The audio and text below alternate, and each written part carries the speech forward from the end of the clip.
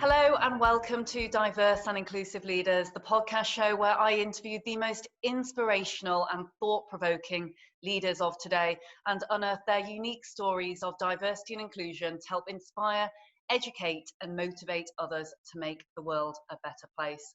Today, I am absolutely thrilled to be joined by the fantastic Pierre Le Manh. Pierre is the CEO for North America and also the Global Deputy CEO for Ipsos, a world-renowned market research organization. Pierre's had a fantastic career spanning a number of decades and actually starting off within the government arena in France before he then worked in management consultancy, worked globally with household names, building and growing organizations at scale. This was all before he joined Ipsos, having traveled a number of different countries and obviously experienced many different things when it comes to the multicultural world of business. So thrilled to have him on the show to share a little bit more about his personal story. Pierre, welcome. Thanks for having me. Thanks for being here. And I wonder, for those that perhaps don't know you as well as I do, I wonder whether you could tell us a little bit about how you actually came to be where you are today, sitting in this chair, as it were, with Ipsos. Well, it's I'm old enough now for it to be a fairly long story. If I go back to my childhood, I was born and raised in France. I'm from a bicultural family. My dad is a Vietnamese man. And he came to France to study engineering. And then he met with my mom, who is French, and they fell in love. He stayed in France, married my mom, and then he had kids, including myself. So that's how I got to spend most of my first years in France. Then, I went to school in France. Like you said, after school, I actually worked for the French government. That was a time when we had to do our military service in France. And I managed to be assigned to helping the French economy in Canada. So helping French businesses to develop in Canada, doing some economic analysis that we would send back to the French government. So I did this for a while. And then after my period, which was not exactly in the military, but which would serve as the time you would spend otherwise in the military, I came back to France and I worked for a large consulting firm for Accenture. And then after that, just like you said, I run a few different companies in publishing.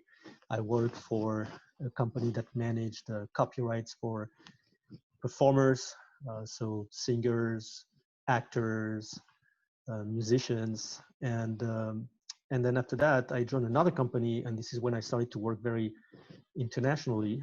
That was a company that built massive databases of people, of consumers, millions of people, and then you would put all of that in a massive database, add some analytics, and we sell, of course, information about people to companies that would look after prospects or look to expand their own understanding of their consumer base.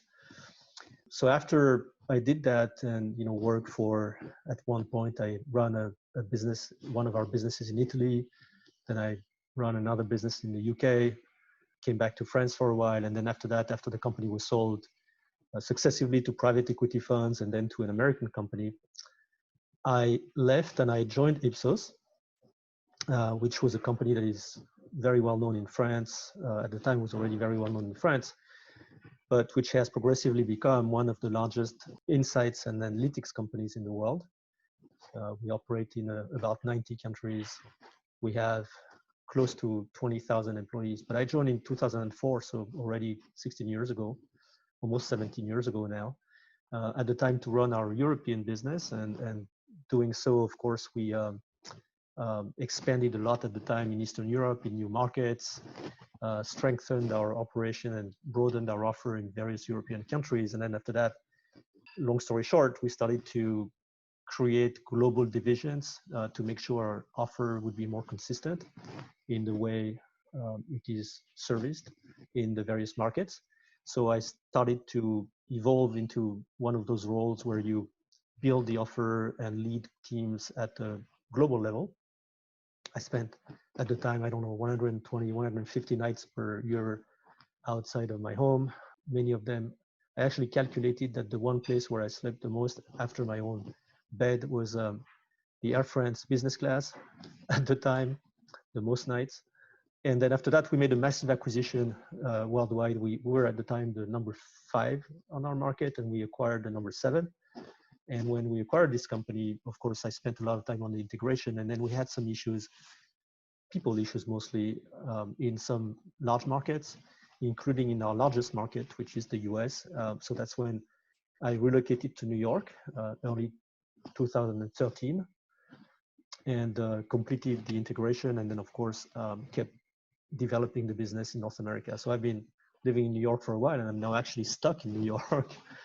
And for the first time in my life, I think, at least in my life in the last 20 years, I spent 7 weeks in a row in the same bed. It's a very strange feeling, actually almost generating some anxiety with me right now, but a new experience, and everything is good. You know, in any new experience, you learn, you develop, you have the time to reflect on your life. And it's one of those times, I think, that we should all try to leverage to think about what we've done, what we should do going forward. It's a very good time for introspection. I'm actually an introvert myself, not a very serious introvert, but I am. So I like, enjoying that time where I can think a bit more about the world, my life, what I want to do, what I've done, what is important to me, what is important to others. So besides working 16 hours a day, like many other people right now, this is what I'm doing. Thank you so much for sharing, Pierre. That's absolutely fascinating. And I love that you shared as well that you may be feeling a little bit anxious at the moment, being cooped up, I guess, as it were, as half the world are at the moment being home based. But I bet this is probably the least that you've ever traveled in your entire career, is it not? Yeah, certainly by a large margin. Actually, I'm happy that I have those loyalty programs for life in airline companies, so I'm not going to lose them anyway this year.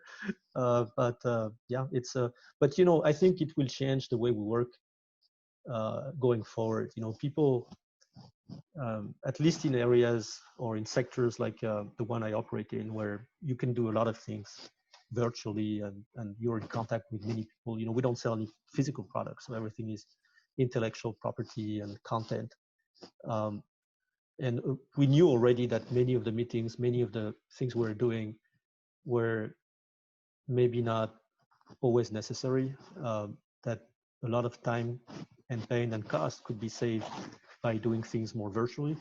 Now we've proven in a real life experiment at massive scale that it is actually possible. Not everything can be done that way, of course, but for instance, onboarding I think what the virtual way of working does very well is to keep doing the same thing as before in terms of nurturing your current client base, making sure your current employees are doing fine. But when it comes to acquiring new employees, acquiring new clients, it's a bit harder, right? So not everything, of course, will be done virtually going forward, but many things that we have been doing by traveling, meeting, will be replaced by more virtual ways of working. Not everything can be done that way. When I travel, if I go to India, I love going to supermarkets and see what's going on over there. You want to wander around, see and feel how people actually live. Those things cannot be fully replicated by, I don't know, watching a YouTube video. You have to feel and live yourself the real experience if you want to better understand a culture, a country, little differences, little details that you can, notice and then think about and elaborate your own thinking around that. So all these things cannot be fully replaced, but I would say maybe 50% of what we were doing traveling can be replaced or will be replaced. That's what I actually think is going to happen. I concur entirely. I don't see the world going back to the way that we perhaps were. And maybe this is a good thing. Maybe it is a good thing that we aren't doing so many air miles, and obviously it's good for the planet and such. But I am with you when it comes to street markets. You mentioned India there. I love India. It's one of my favorite places in the entire world. And having those sensory experiences around you up until the point that they maybe create some kind of Zoom or Teams where you can smell and feel what is around you, which you can't right now. It's very, very, very difficult. And so I guess what you're saying is we really must stay connected, and we must look after ourselves as well, because clearly anxiety is getting to the most seasoned of business leaders like yourself. And I wonder, would you have any advice for others who are in CEO positions on the C-suite and exec team, who there's many teams all around the world who are looking to them for advice, for guidance, for assurance, and a virtual arm around the shoulder to say everything is going to be okay. But I think it is particularly difficult for leaders because, of course, there is, even though, of course, you're in a predictions world, but there's only so much we can actually predict as to what will happen moving forward. Yeah, I think we have to be careful not to try to predict too much. You know, there's a temptation to try and understand how the world would be different after this crisis, and I think it's really too early to know. I mean, we can see some signs already in China, for instance, that has started to resume or to reopen the country earlier than here in the US for sure, but even for you in Europe. We can learn some, but the truth is that the long-term shock on the demand side, not just the supply, because, you know, the supply was a very fast and brutal shock. So things were shut down. We could not produce the same things or the same way as before.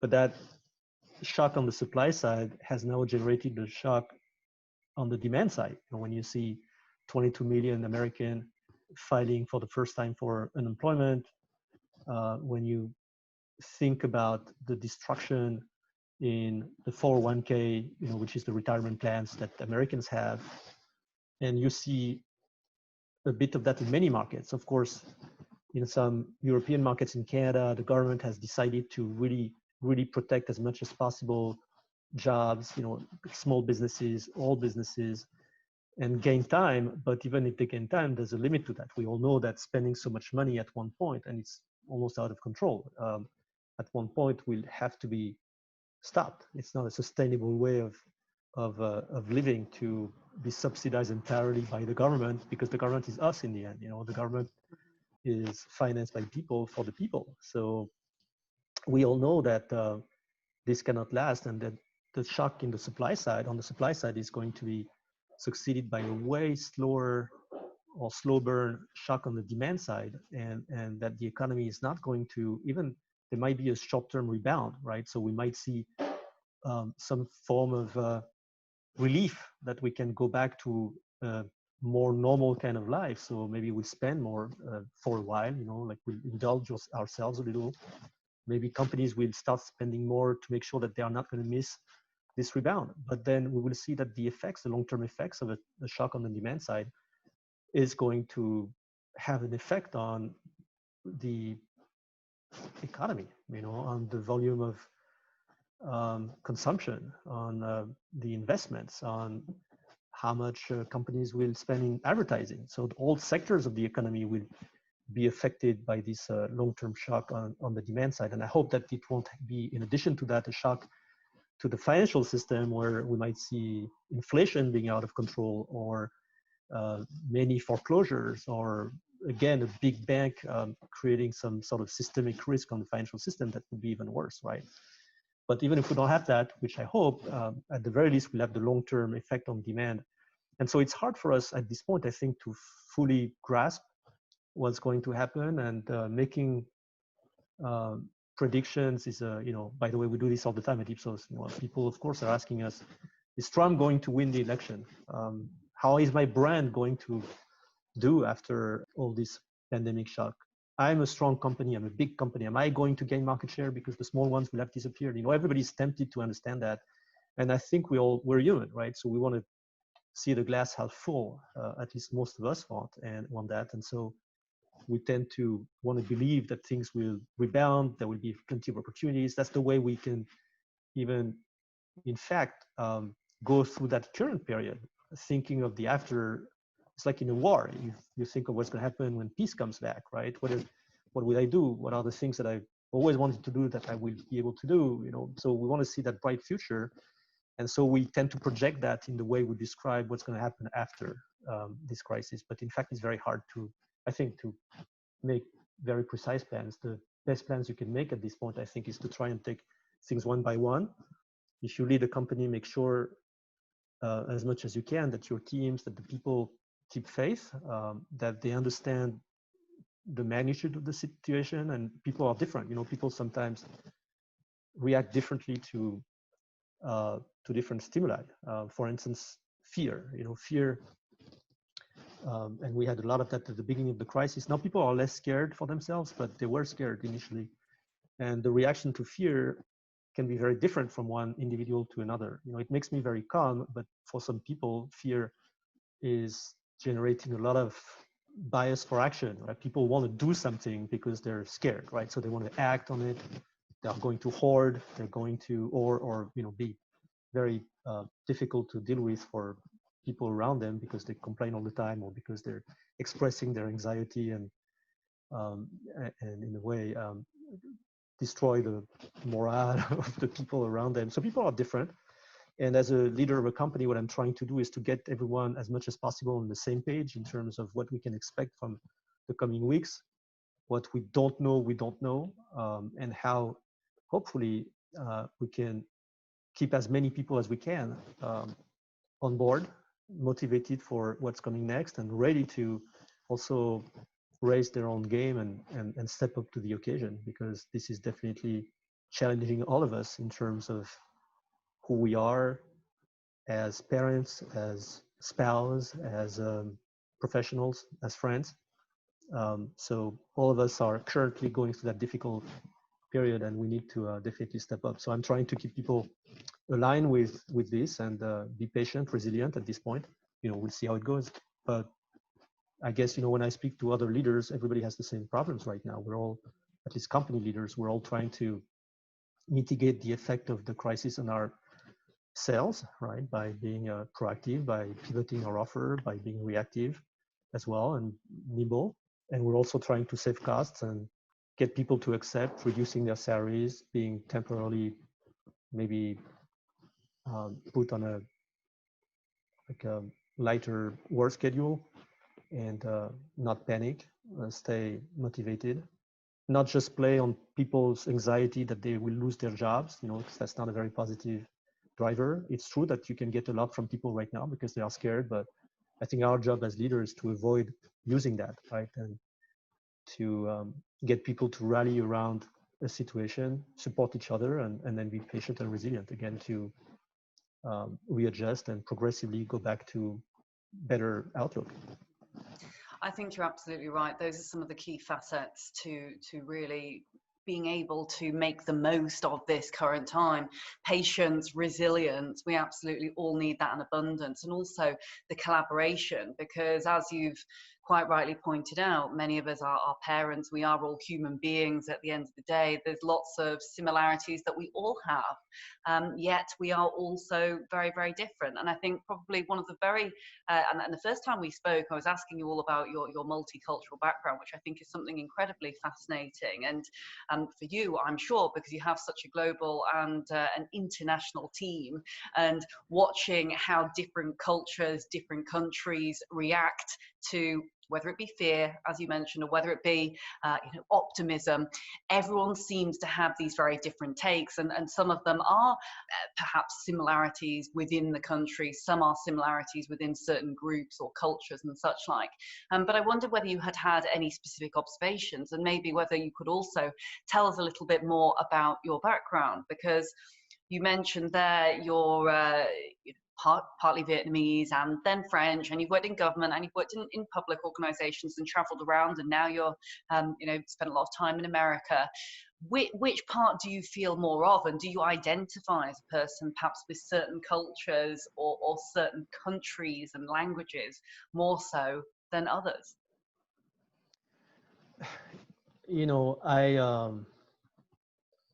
So in the US, people feel that I'm hopefully almost one of them now. Sometimes they tell me, now you're one of us, and then they say it again, right? So it proves that they're not fully sure I'm one of them, but still, they're nice enough to say that I'm one of them. Sometimes French people tell me you're increasingly American.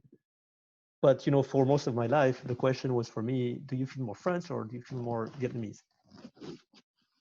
And the truth is, I'm French. I was born in France and raised in France, and French is my mother language. That structures everything, right? And I am French. I learned a lot by going to French schools and learning the way French students learn, reading French philosophers, learning about the French or European history. So that's my real roots. Now, of course, being born in a bicultural family, I was, of course, early on made familiar with some of the Vietnamese quirks seen from the French side.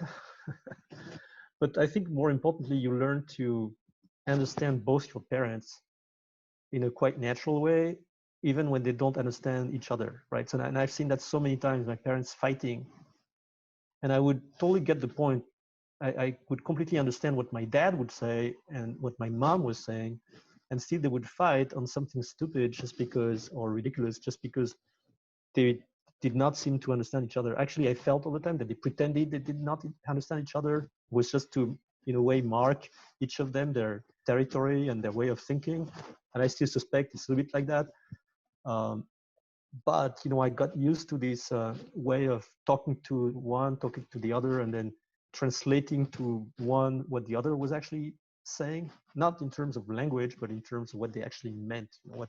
Why would something be unacceptable to my mom that my dad would have said, and why it was okay because my dad thinks in a certain way and it's not a big deal, right? So you get used to that, and I think it helped me a lot later in life, being always, I think, the person who can understand the point of view of people, even if I don't necessarily agree with them and I don't necessarily tell them I understand it, but at least I do, right? You know what I mean? I think I know where they're coming from. And it's like, people say that once you speak two languages, learning a third one is pretty easy, and the fourth one even easier.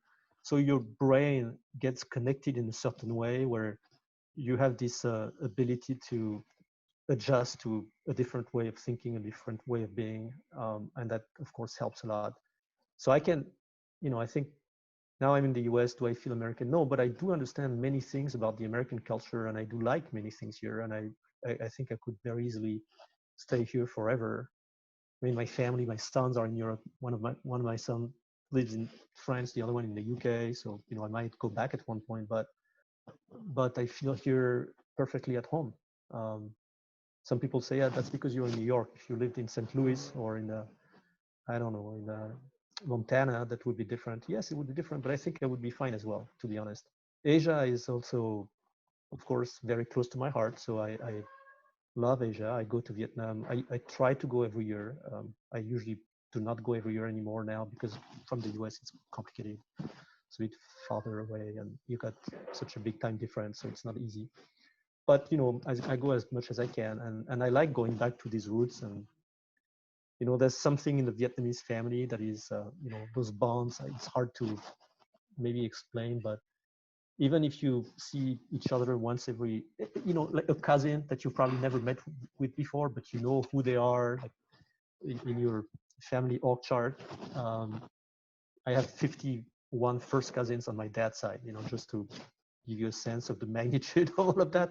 But you meet with them for the first time, and then after 5 minutes, they're like siblings, and this kind of closeness, those bonds that are indefectible because of the blood link are, is something that matters. You feel you belong to something, you're not on your own.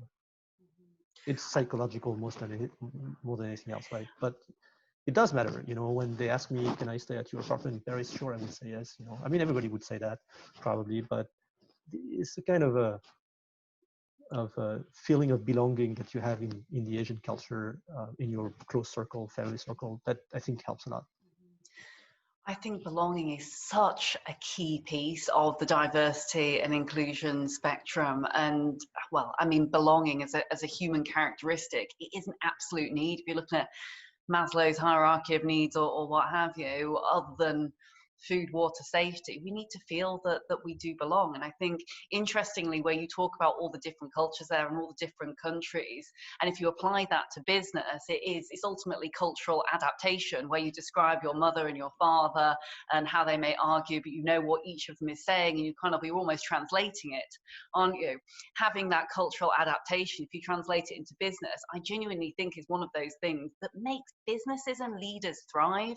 And interestingly, you said at the beginning of the conversation, you mentioned some issue that in perhaps your former career, and it was about people. Some of the biggest business leaders and most successful businesses that I see, they will say the issues and the challenges they've had or identified that have been the biggest within their career have been people related issues. And often that misunderstanding, it's not actually been issues on the balance sheet or issues over certain detail with regards to, I don't know, supply chain or whatever, but it's about the people and not understanding those cultural idiosyncrasies. And I wonder, do you think, now that you reflect in this reflective time that you speak about, given that we're in lockdown, do you think, reflecting back on the time, that having the cultural awareness, having the ability to translate what different cultures, different languages, and different feelings, I guess, has that helped you be more successful as a leader or a global citizen, in inverted commas? You know, I think you have to make the best of any experience you've had, and in my case, yes, of course, I leveraged that a lot. And by the way, I had even the attraction to work on a very international scale very quickly in my career, which I did. And you know, I very early on in my career, I thought working in France would be very boring unless I had some international exposure and opportunities to travel. My passion in life is to see the world, right, and understand the world, or try to understand the world. And by the way, I'm very blessed to work at Ipsos, because this is exactly what Ipsos is about. So I'm in the end doing exactly what I'm passionate about. So yes, it helped me a lot. It helps me with advancing the cause of diversity in my current job, right? So I'm trying, of course, to promote more gender equality, more diversity of ethnicities in my, especially at the senior level in the company. And you know, diversity, everybody agrees with more diversity. The problem is what happens in those moments when you make decisions about appointments, recruitments, salary increases. And maybe because I'm very, very sensitive to that, I will pay attention to that early on. And then in the middle of a conversation with my executive team, say, hey, hang on, guys. Like, look at what we just said. Like, we just took a list of people, assessed their performance. So we got 10 people on the list here. We have 6 women, 4 men. How come all the men are doing fine and 5 of the 6 women we have issues with? Like, is it because it's a small sample, or are we having a problem right now? And I'm saying this to women too, because what I've seen is that women also have their unconscious biases.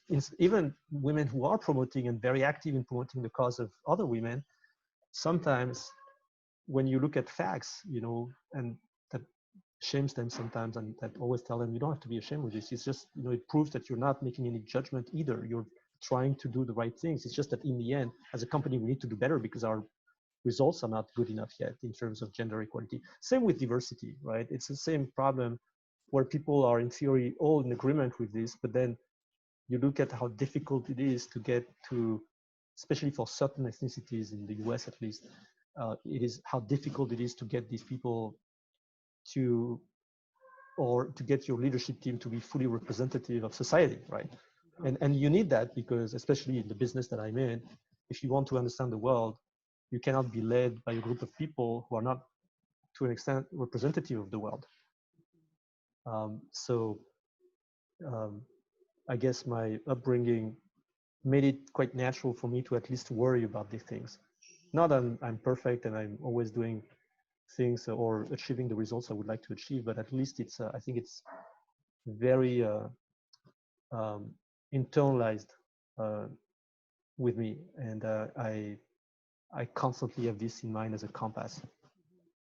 I'm so pleased to hear. And you mentioned that, I mean, diversity, it makes up so many different facets. Gender diversity is one, and of course, ethnicity and BAME, LGBTQ plus, etc. But I think what is really important and what is great about the former conversations that we've had is actually diversity does not just represent purely gender diversity or purely BAME. It is about having that almost holistic sense where we say actually diversity is one of many, many different things. There's invisible diversities like mental health and social mobility and many things which sit below the surface. Diversity of background.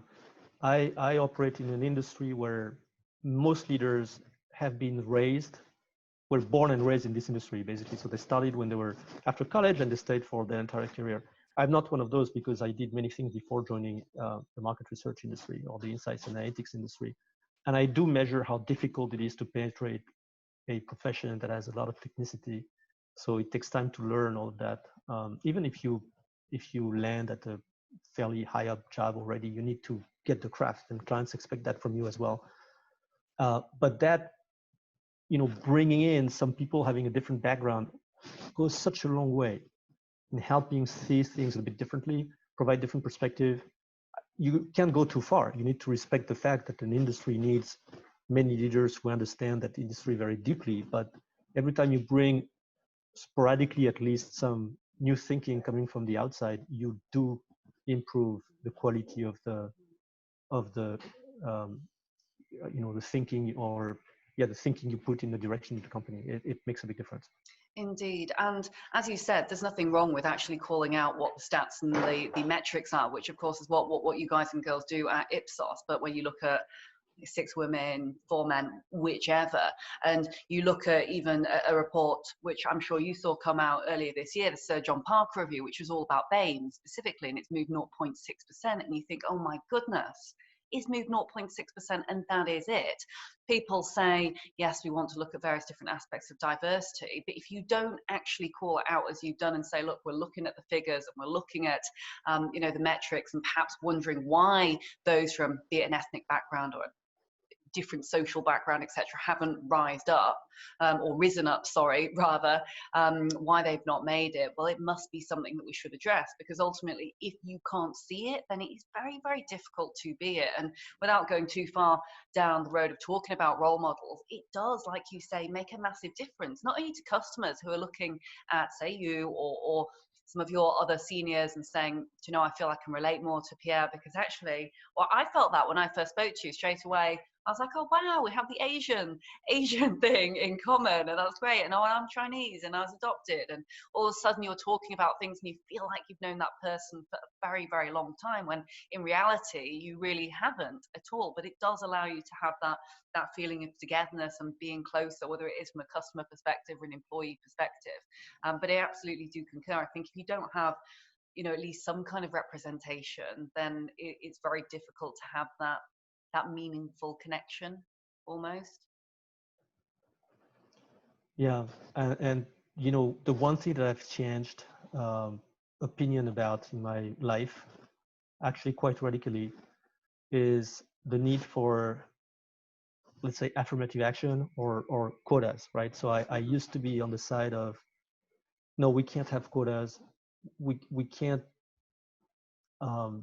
have a certain number, like set a certain threshold that minorities, whether gender, whether ethnics, or whatever kind of majority of minority should reach, right? And I thought, you can do that, because if you do it, then the people will start questioning whether, oh, she's here because she's a woman, or he's here because he's African American or Asian. So I thought that way, and then I don't know how this happened, but progressively I started to realize that the cost of not having such, let's say, forceful actions exceeded the cost of having them. So in other words, for instance, in France 10 years ago, or maybe 12 years ago, it was decided that any board of a listed company, and actually they've extended that after some time to even mid-sized companies, not listed companies, should at least have 40% women Initially, everybody was freaking out about that, saying that it doesn't make any sense. So we'll have board members who are incompetent, not prepared. In the end, it worked very well. There's absolutely no downside to that. And now it's common, and it helped women a lot. They're not more incompetent. I mean, I've been at many boards. Maybe they have slightly less experience as board members, but many of the guys who were in boards forever, it was better that they retire and make room for maybe younger people who happen to be women. And nothing against more senior people, but again, a good balance may be good, especially at a time when many companies are disrupted by the digital economy or any sort of things that are happening. So anyway, having done that, made it sound crazy that not so long ago, Goldman Sachs or the Goldman Sachs CEO said, we made a big decision. We're not going to work on any IPO of any company that doesn't have at least one board member who is a representative of a minority, women being a minority, right? So anything, at least one African-American male or at least one woman in the board. Otherwise we won't do it, which to me showed that not having the same rules in the US made the US very late, in fact, in that move that is now very natural in other countries, like even France, which was not particularly the best one to promote minorities historically. But that simple rule, 40%, worked very well. So increasingly, I think we have to think that way and agree that it's a temporary, maybe compromise with what could be seen as pure fairness, but it does pay off, and now I don't think it's difficult for any French company to find women who have the experience to be a board member. Absolutely. And it's a great in only 10 years, case right? study. It went very fast. Exactly. And we are, I love the UK, disclaimer, I love lots of the FTSE companies in the UK, but there's more CEOs called Steve, I think it was, the fact that I read, than more female CEOs. And that's just taking gender as one of those facets. And in fairness, I don't think we help ourselves by calling it quotas. Quotas has a not too nice connotation about it. How you put it there with affirmative action, it's far more articulately and beautifully put, and that is very palatable. The second you use the Q word of quotas, people go, oh, they're up in arms, I can't stand quotas. How could we do that? It is almost the phrasing of it, but I completely concur. I think it's absolutely the way to go indeed. And Pierre, I know how incredibly busy you are, and I could sit and talk to you all day about everything, but I'm actually conscious of timing, the fact that you've got lots of things to do, and I wondered, before we go, whether we could just go into a very brief lightning round where I give you 30 seconds, there or thereabouts, to answer a couple of key questions before we kind of summarize for today. I'll do my best. So on the subject of D&I and B, which we have talked a lot about, I wonder, what does diversity, inclusion and belonging mean to you personally? To me, it means, again, thinking of representing the world as it is. And who's been the biggest inspiration in your life, be it personal or professional or both?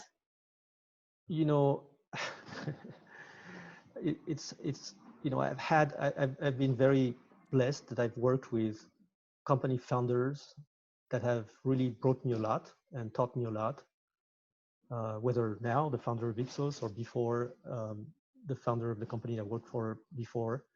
And those people, observing how they took the risk to, on their personal assets, on the time that they would give to a company and the number of years that they would invest, in fact, in building a project, this ability that they've had to do that without looking back and without ever questioning whether this was the right decision or not for them, it kind of inspired me, right? So you have to make some choices and then try not to look back, look forward, know that you can make mistakes, but not think of all the things you could have done and you've not done in your life, right? Just believe in your idea, build, find the people to help you build it. And, we have only one life that we're aware of.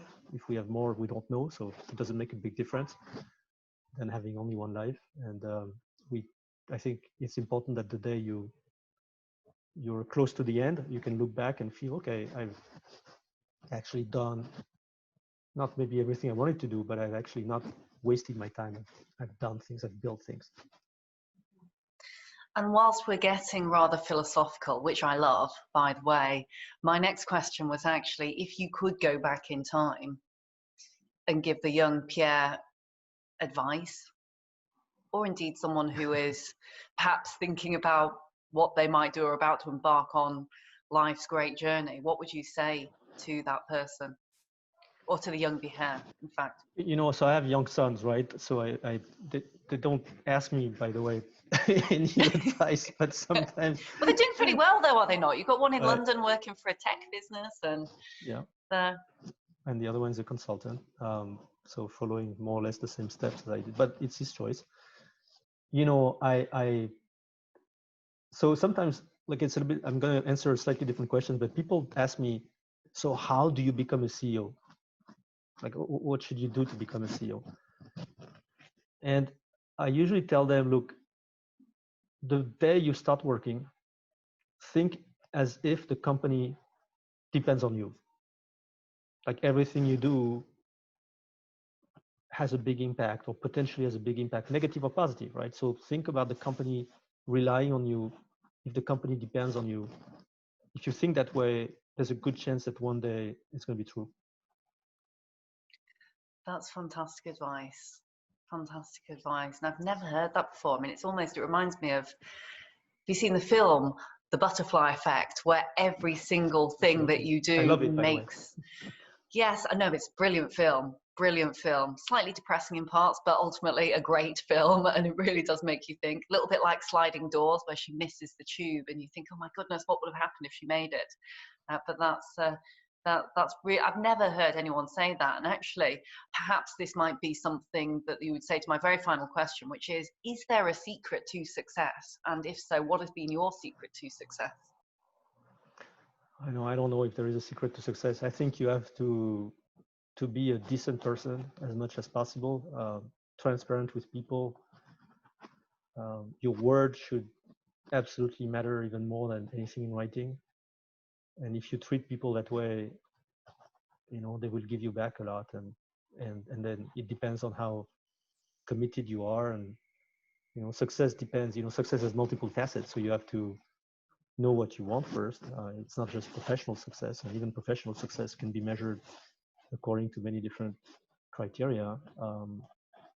But I think that, again, if you have values, you try to be someone doing things right, then there's no reason that your life, if you're lucky, of course, if you avoid those big things that cannot be fully controlled, if you have a good health, for instance, if you were lucky to be born in a country that gives you opportunities, because again, it's not the case of everyone, well, then try to make the best of it and you'll be fine. Thanks so much, Pierre. It's been an absolute pleasure having you on the show. Thanks for having me. Thank you. And very quickly, I always do a summary at the end, but actually I think we've talked about so many wonderful philosophical pieces at the end. I almost feel I would be ruining things to do a great big summary here, but some of the real key learning pieces for me were actually the humanity. When you strip back everything from people's different cultures and everything, especially in a time like now, actually we are all human and we can connect on so many different levels. As Pierre said, as you said before, many of us parents, many of us are going, we're working from home. We have a window into each other's lives right now. This is a very unique time. So where we can have the faith, as you said, and really try and look at the glass half full, we absolutely should. But also, and most importantly so, which has really stuck with me, is making sure that actually you look back and don't have those regrets. You have one life. And I think now is more of a time than ever before to sit back and reflect at what you have done. Sometimes it's hard to look back and reflect because you're looking at how big the hill is to climb. Hopefully you work very hard and eventually with a little bit of luck and a bit of hard work, you do land up as perhaps CEO if that is what you wish for. But take the time to sit and reflect, because if you don't do that, very hard to realize what you are doing, and everything you are doing does make a huge difference. So thank you very, very much again, Thank Pierre. you, Leila. You said this way better than me and way faster. Fantastic. I could have gone on for much longer, but I thought I didn't want to, because I would ruin what you said at the end. But thank you, Pierre. It's been a delight having you here, and I know that all of our listeners will have truly got a lot out of today's show, and I'm sure we'll be going away inspired and educated, motivated to go and make an impact in the world. So thank you. Thank you. My name is Leila Mackenzie Dellis, and you have been listening to the Diverse and Inclusive Leaders podcast show. We're with you every week, but at the moment we're here twice a week because of COVID-19 and trying to support you as best as we possibly can in times of crisis to help support you and the business. If you'd like to find out more, and if you'd like to see the show notes from today's show with Pierre, and you didn't have a chance to write down all of the nuggets of wisdom that he mentioned, make sure you check out www.dalglobal.org/podcast. See you very, very soon. Thanks again for listening, and stay safe. Thank you so much for watching the Diverse and Inclusive Leaders podcast. Please do feel free to hit the like button below, or if you'd like to receive future notifications, do ping the notification bell here at the side. If you're interested in the audio version only, you can find it on the following streaming platforms. Any extra info and descriptions will be in the links below. Look forward to seeing you soon.